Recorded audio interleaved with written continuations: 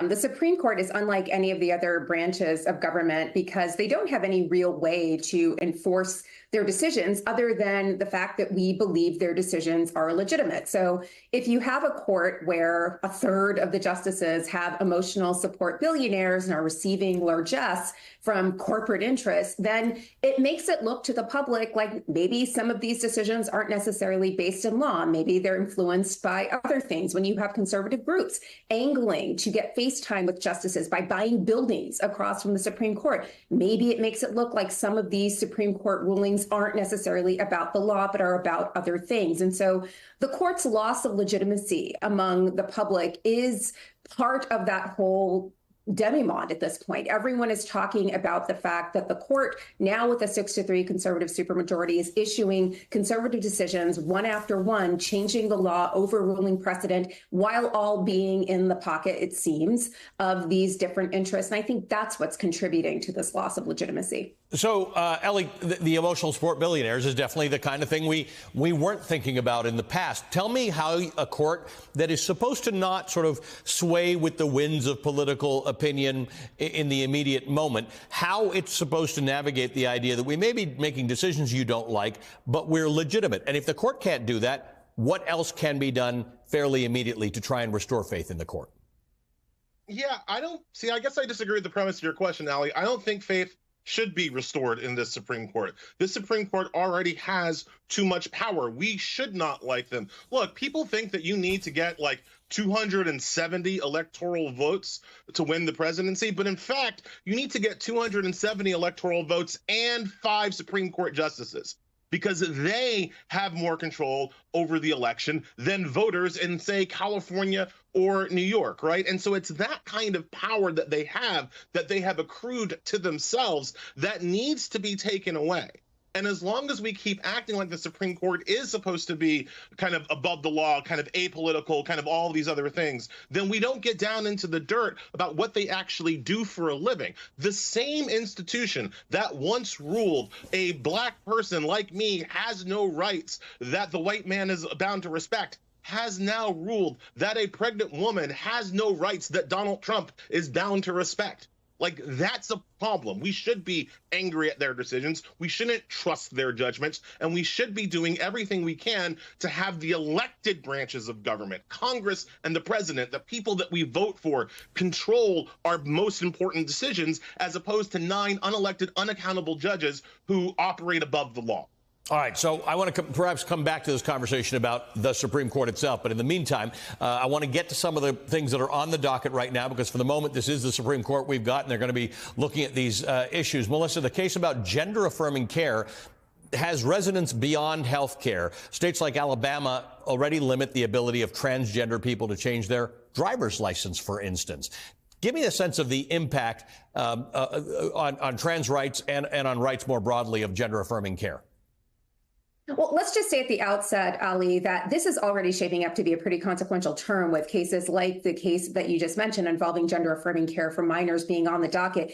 And we have just gotten started. This time last year, the court hadn't taken the challenge to the EMTALA case, the abortion across state lines. It hadn't taken the mifepristone case. It didn't have the Trump disqualification case or the Trump immunity case on the docket. So all of this could turn on a dime, and this could be even more consequential a term than we're already anticipating. But this case, United States versus Skermetti out of Tennessee, is hugely important because the court has granted certiorari on an equal protection issue involving sex-based discrimination. The argument is that these laws that prohibit gender-affirming care to minors discriminate on the basis of sex. So this is the 6-3 conservative supermajority's first case that would allow it to take on the equal protection cause in the context of sex-based discrimination. Justice Ginsburg, who used to be the most stalwart member of the court, who had a robust view of the equal protection clause as a bulwark against sex-based discrimination, is no longer on the court. So we're really going to see what this conservative supermajority has to do with sex-based discrimination, and that could have real consequences for abortion and other kinds of discrimination down the line.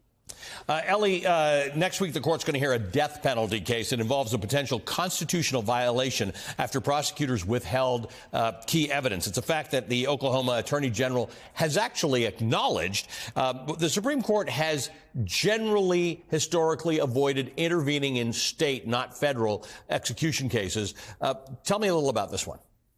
No, this Supreme Court likes to kill people. This Supreme Court has been on a heater, Allie, where it is trying to get as many people put to death as quickly as possible. And when they rule to put people to death, the 6 conservatives seem annoyed, literally annoyed, that people dared to ask them to save their lives. The particular case at issue this term involves a man named Richard Glossop. The Supreme Court has literally tried to kill this man before.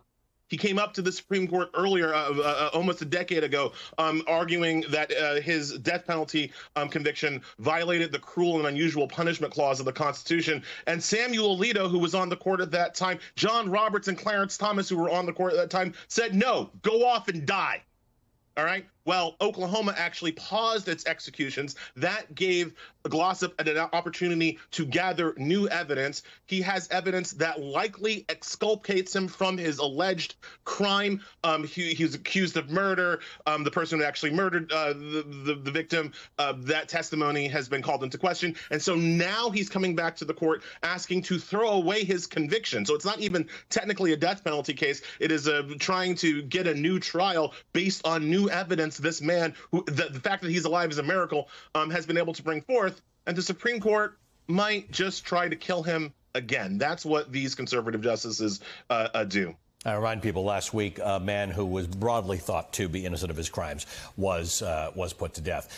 Melissa, the case involving Mexico suing gun manufacturers in the United States is interesting because the gun industry generally enjoys broad legal protection in the United States. But Mexico claims that about 70% of trafficked weapons come from the United States. The gun industry is accusing Mexico of trying to bully them into adopting gun control. What should we be thinking about with this case?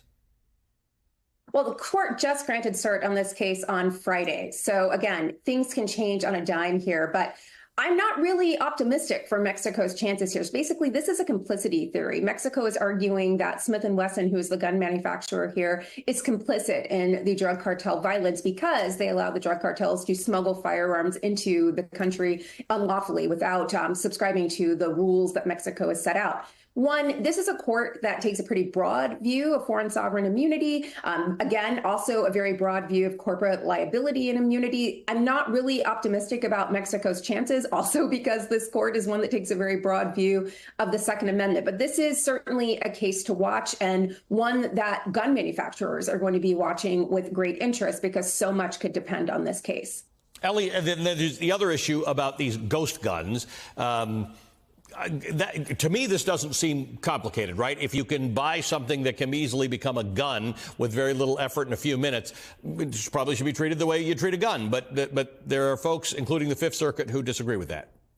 Yeah, first, before I get to ghost guns, I can't resist the plug. I have an upcoming book, and it deals specifically with the law at issue in the Mexico case. Oh, okay. It's a law that shields U.S. gun manufacturers from any legal liability, and no other industry in the country has it. That's the law that they're trying to pierce. And as Professor Murray accurately says, the Second Amendment amosexual conservatives will not let that law be pierced. So putting that to the side. Very good. The ghost gun case, to me, is very simple, right? If you buy a gun that's already assembled, it comes with a serial number so that we can track the gun if it gets stolen, if it's used in a crime. It's kind of a basic regulation on guns, right?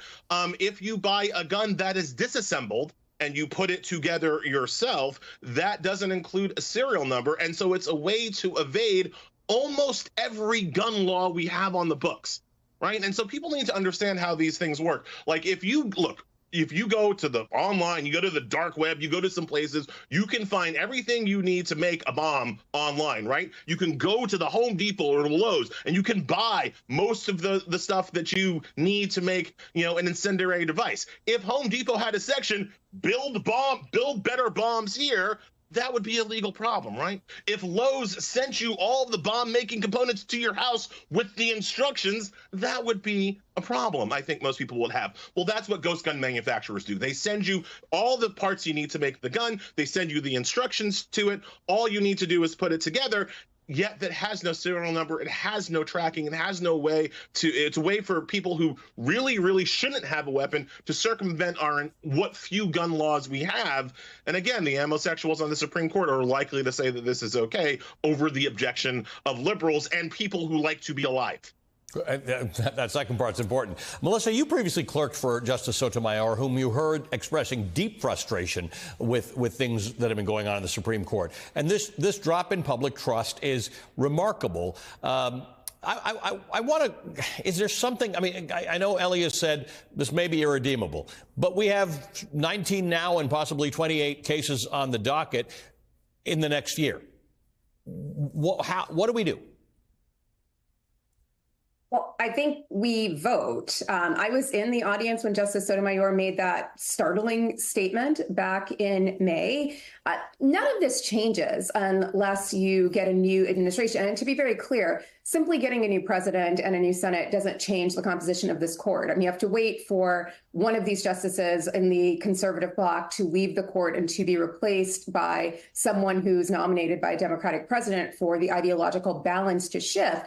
But make no mistake about it, if a Republican wins the presidency and the Senate remains in the sort of fractured position it's in now, or the Republicans take control of that chamber, then you will have Sam Alito and Justice Thomas, who are both septuagenarians, stepping down, and they will be replaced by movement conservatives who are likely to be teenagers or slightly older, and they will remain on the court for the next 50 years. So if you are concerned about this court, if you would like to see more wide-ranging efforts to bring this court back into line, to strip it of some of the power that it has arrogated to itself over the last couple of years through its decisions, then you have to really think seriously about who you're voting for all the way down the ballot, and you have to make your voice heard, and you have to stay in it. This is not going to be an instantaneous change. This was a 50-year campaign to capture the court and get this conservative supermajority in place. It's going to take a lot of time to undo that, and American voters have to be prepared for a marathon,